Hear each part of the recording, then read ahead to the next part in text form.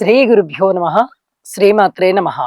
మా భక్తి టీవీని ప్రోత్సహిస్తున్నటువంటి మా ప్రేక్షకులందరికీ ధన్యవాదాలు తెలియజేస్తూ 1 జూన్ నుంచి 7 జూన్ వరకు గల కాలానికి రాశి ఫలితాలు ఏ విధంగా ఉన్నాయి అనేది తెలియచెప్పుకుందాము.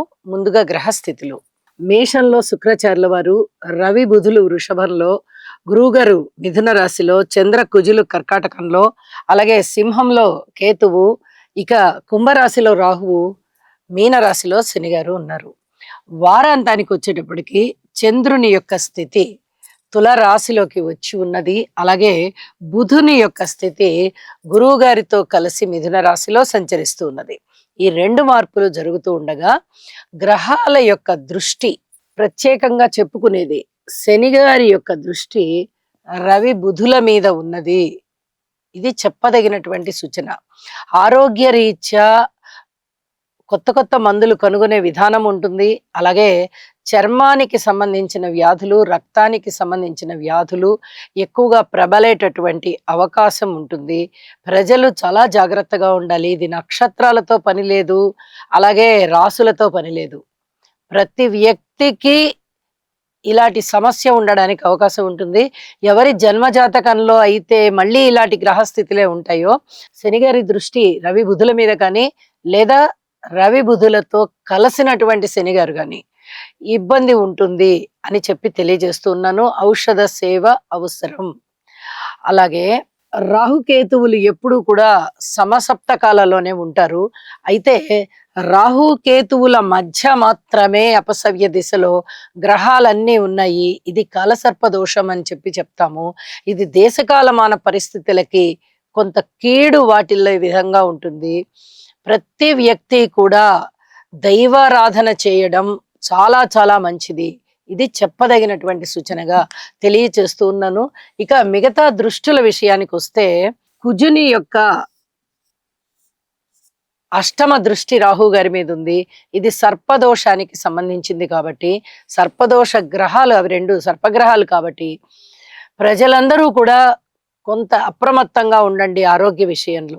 ఇది చాలా చాలా చెప్పదగినటువంటి సూచనగా తెలియజేస్తూ ఉన్నాను. ఇక వారాంతంలోకి వెళ్ళేటప్పటికి గురువు గారి యొక్క దృష్టి చంద్రుడి మీద పంచమ దృష్టి ఉన్నది. ఇది మానసికంగా మంచి దృఢంగా బలంగా ఉండేటటువంటి దృష్టి కాబట్టి ప్రజలందరూ కూడా మంచి ధైర్య సాహసాలతో ఉంటారు అని చెప్పి తెలియజేయవచ్చు. ఇక రాసుల్లోకి వెళ్దాం. కన్యరాశి. కన్యరాశి వారికి చెప్పదగ్గ సూచన ఏమిటి అంటే, రాహుకేతువుల మధ్య గ్రహాలన్నీ ఉన్నాయి. ఇది చెప్పదగినటువంటి సూచన. దీనివల్ల వ్యక్తిగత జీవితంలో సమస్యలు ఉండవు, కానీ దేశకాలమాన పరిస్థితులు బాగోకపోవడం వల్ల ఆ రిఫ్లెక్షన్ ఏదైతే ఉందో అది సమాజం మీదనే ఉంటుంది. కాబట్టి ఈ సమాజం వల్ల ఇబ్బంది ఉంటుంది. అలాగే అష్టమ స్థానంలో రాహు బాగున్నారు, ఏకాదశంలో చంద్రకుజులు బాగున్నారు. ఇవి చాలా చెప్పుకోదగినటువంటి మంచి ఫలితాలు అన్నమాట. ఇంకొక ముఖ్య విషయాన్ని కూడా మీకు తెలియచేయాలి. షష్ఠ స్థానంలో రాహు గారి యొక్క సంచారము ప్రధాన గ్రహాలైనటువంటి శని, రాహు, కేతు, గురువులు ఎవరైతే ఉన్నారో వారిలో ఈ రాహు గారు బాగున్నారు. అంటే మీకు ఇక్కడ చెప్పొచ్చేది ఏమిటంటే, రాహు గారు చాలా బలమైనటువంటి గ్రహము, బలమైన స్థానంలో బలవంతమైనటువంటి శుభకర ఫలితాలు ఇస్తున్నారు. ఇంతవరకు చాలా బాగుంది. లాభాల బాటలో ఉంటారు, మీరు లాభాలని ఆర్జిస్తూ ఉన్నారు. ధనం బాగుంటుంది, విద్య బాగుంటుంది, వివాహం బాగుంటుంది, భూములు బాగుంటాయి, స్థిరచరాస్తులు బాగుంటాయి, విలువైన ఆభరణాలు బాగుంటాయి, కొనుగోలు చేస్తారు, భద్రపరుచుకుంటారు. ఇట్లాంటివి బాగున్నాయి. కానీ జాగ్రత్త పడవలసిన అంశాలు కూడా ఉన్నాయి. అవి కూడా మనం చెప్పుకోవాలి. ధనము రాగానే సరిపోదు, వాటిని భద్రపరుచుకోవాలి. విజయం రాగానే సరిపోదు, దాన్ని నిలబెట్టుకోవాలి. మిత్రులు మీకు మరింత చేరువవుతున్నారు. అది చాలా ఆనందించదగ్గ విషయమే అయినప్పటికీ వాళ్ళని జీవితాంత కాలం ఆ స్నేహ బంధాన్ని నిలబెట్టుకోవడానికి చాలా జాగ్రత్త పడాలి. ఇట్లాంటి చాలా విషయాల్లో జాగ్రత్తగా ఉండాలి అని సూచన చేస్తున్నాను. అలాగే ఆరోగ్య విషయంలో పూర్తిగా ఔషధ సేవ చేయండి. వివాహాది శుభకార్యాల విషయంలో కాస్త ఆలస్యం అయ్యే పరిస్థితి ఉంది. భార్యాభర్తల అన్యోన్యత విషయంలో చాలా బ్రహ్మాండంగా తీయ పెట్టకుండా ఉన్నారనేటట్లేదు. కొద్దిగా విభేదాలు అయితే కనిపిస్తూ ఉన్నాయి.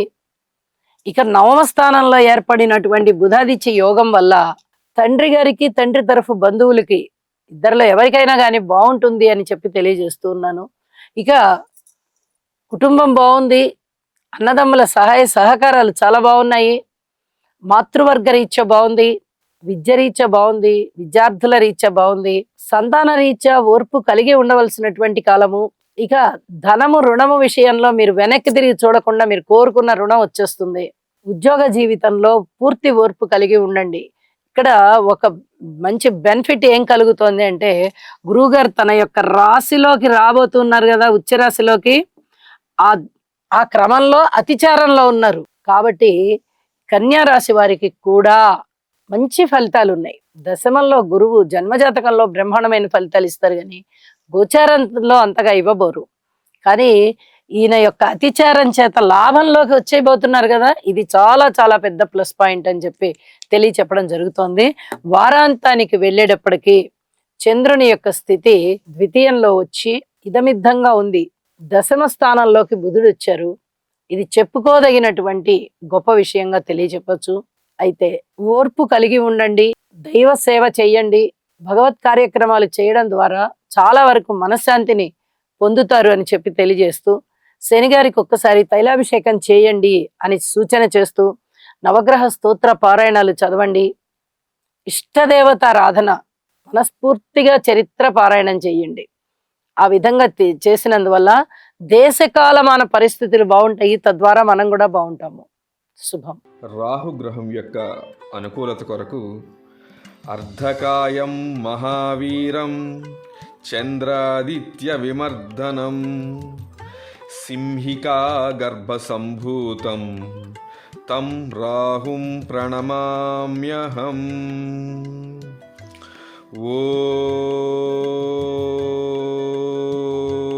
ఓం భ్రాం భ్రీం భ్రౌం సహ రాహవే నమః. కుజగ్రహం యొక్క అనుకూలత కొరకు ధరణీ గర్భ సంభూతం విద్యుత్కాంతి సమప్రభం కుమారం శక్తిహస్తం తం మంగళం ప్రణమామ్యహం. ఓం క్రాం క్రీం క్రౌం సహ భౌమాయ నమః.